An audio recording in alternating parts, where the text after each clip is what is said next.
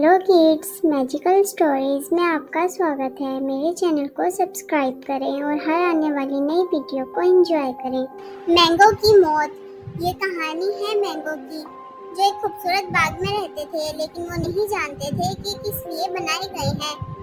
बाग का माली बहुत अच्छा था, वो मैंगो की बहुत अच्छी देखभाल करता था। एक दिन कुछ लोग आए, उन्होंने मैंगो को चेक किया और फिर माली से कुछ बात करके चले गए।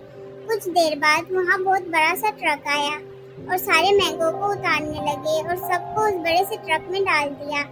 सारे मैंगो बहुत हैरान थे कि उनके साथ क्या हो रहा है और आखिर वो कहाँ जा रहे हैं। घूमते घुमाते वो सब बड़े से बाजार में पहुँच गए। मैंगो के लिए वो जगह बिल्कुल नई थी, क्योंकि वो कभी बाग से नहीं निकले थे। सारे मैंगो को उतारकर अलग अलग शॉप पर सेल कर दिया और वहाँ के लोगों ने जब खूबसूरत और रस भरे मैंगो देखे तो सब ने उन्हें खरीद लिया। फिर सारे मैंगो ने लोगों के घर देखे और उनके ठंडे ठंडे फ्रिज देखे और आखिर मैंगो को काट कर खा लिया।